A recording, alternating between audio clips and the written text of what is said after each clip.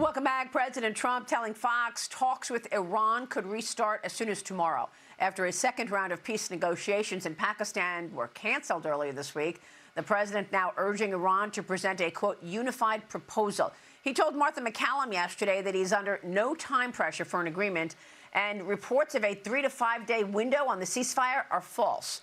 He says he's under no pressure, and he's going to keep the blockade in place.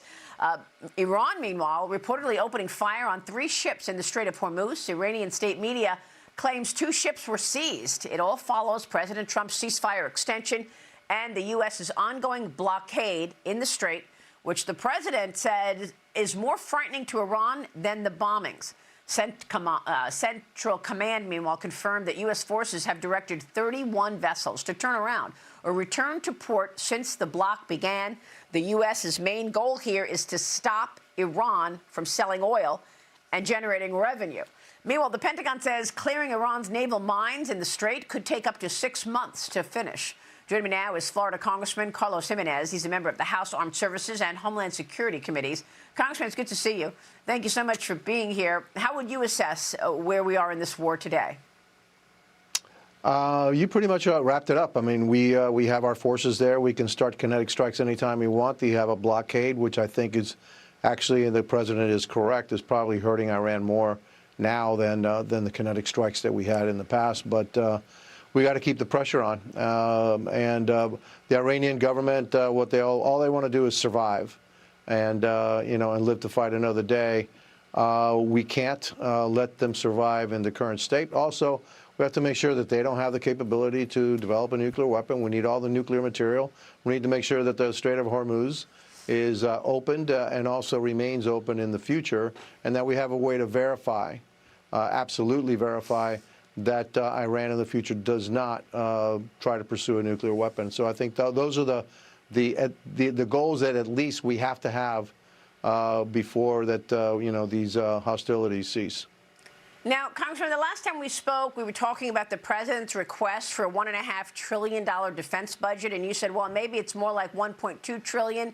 What are your thoughts in terms of how the money is allocated? You're on the Armed Services Committee. Have you learned anything more or gotten any more clarity in terms of what the defense budget will look like in 27? Well, yeah, I mean, we had some hearings, and the chairman is trying to get to the president's number as much as he can. We all know that we do need to spend more on defense. Our pacing threat is actually China, and they are rapidly building up their forces, and we know the kind of threat that they pose to Taiwan, and so we want to make sure that China is still in our rearview mirror and never comes alongside or overtakes us. And so in order to do that, we will have to spend more money. How much more? Well, that's still to be determined, but we do need to spend more money on defense to make sure that we stay ahead of our pacing threat, which is China. Yeah. I'm wondering if this Iran conflict and what Iran tried to do in the Strait of Hormuz as actually giving China new ideas in terms of the Strait of Taiwan. Yeah, but but Maria, really, what this has demonstrated is that we can choke off China's oil at just any time that we want. Yes. We now have Venezuela's oil that's under our control, and that Iranian oil, we can stop that flow anytime we want, and that accounts for a huge percentage of China's oil imports. And so China has two weaknesses. One is energy. The second one is food. Both of them are vulnerable to our blockades, et cetera. And so now China is looking at this and saying, well, we have cards to play if they do that in the South China Sea. We have other cards to play that will hurt them also. It's a great point to make. It's a point that I make all the time. I love that President Trump has been able to strengthen the U.S.'s hand with what he has done and led in Venezuela, in Iran, and even the comments he's made on Cuba. U.S. officials, by the way, meeting earlier this month with Cuban counterparts in Havana, as Washington is pushing for reforms to Cuba's state-led economy as well. Those talks, overseen by Secretary of State Marco Rubio, the U.S. delegation reportedly offered to help the country restore internet service by setting up Starlink satellite access. Congressman, tell me about this. It comes as Cuba's government has released more than 2,000 prisoners How are you feeling about the Cuba situation today? I feel better about the Cuba situation, but look, they're never going to allow Starlink because one of the first things these regimes do, including Iran, they shut down the internet so that the people, the dissidents inside, cannot communicate.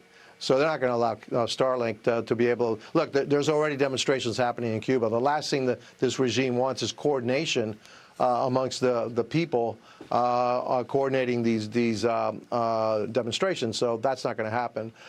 Cuba is in dire straits. The entire island is dark most of the time because the energy grid is shot. They haven't really replaced it in over 50 years. I feel better. I feel good about Cuba because the president always comes back to it and says that he has a lot of Cuban-American friends and he wants to see Cuba free and democratic. There's two reasons for that. Number one, the Cuban people deserve democracy after 65 years of a socialist communist regime. And two, Cuba poses a security threat to the United States, and I think President Trump has said enough is enough. We need Cuba to be democratic, free, and we need them to be a friend of the United States, not a foe of the United States that they've been for the last 65 years. That is just extraordinary that the president is taking on Cuba as well. All right, let's talk about funding and what your colleagues and what you're about to do in the House on this funding for ICE and Border Patrol. The Senate passed the funding for ICE and Border Patrol in a narrow vote last night, 50 to 48 overnight, I guess at the 3 in the morning, as this shutdown of the Department of Homeland Security enters day 69. Republican senators Lisa Murkowski and Rand Paul actually went against colleagues and joined with the Democrats in opposing this. The GOP now warning Democrats could force another government shutdown this fall. They're looking for ways to stop funding battles from being used as political leverage. What happens when it gets to the House? The House now has to pass your own budget resolution before any final legislation can move forward. What are your expectations, Congressman? My expectation is that we're going to pass a normal appropriations bill that excludes ICE and Customs and Border Protection, and then we're going to pass a reconciliation that includes ICE and Customs and Border Protection, but includes it and funds it throughout the term of the Trump administration. That way, it cannot be used as leverage to shut down this department in the future. If the Democrats have heartburn about funding Customs, Border Protection, and ICE, then don't worry about it. We will handle it ourselves. But this is all on the Democrats, and we can't have them, hold the entire department hostage because of their crazy stance on ICE and Customs and Border Protection. So we'll take care of it through reconciliation, combination of reconciliation and a normal appropriations bill. That's the way we'll handle it. And then we'll take away that card come September through reconciliation. Yeah, I mean, the issue here, though, is you've got to use your reconciliation opportunity to fund something that should be funded. I mean, come on, the Department of Homeland Security shut down in the middle of a war. Congressman, do you believe you will have support for another reconciliation package before the midterms to handle the other priorities that we're talking about, like defense spending or even the Save America Act? Well, that's great. That's a great question. For me, yes, I think we can and we should pass those things that we all agree on. But, even in my conference every once in a while, there are people on the fringes that don't go along with the rest of the conference. So we got to find that middle ground, those things that we all agree on, and then pass those things that benefit the American people. And so, yes, I do believe that we can have a reconciliation 3.0 to improve the quality of life of the American people, make things more affordable, and reduce the burden on our hardworking taxpayers. All right, we will leave it there. Congressman, good to see you. Thank you, sir. Good seeing you, too. Gimenez joining us this morning in Washington.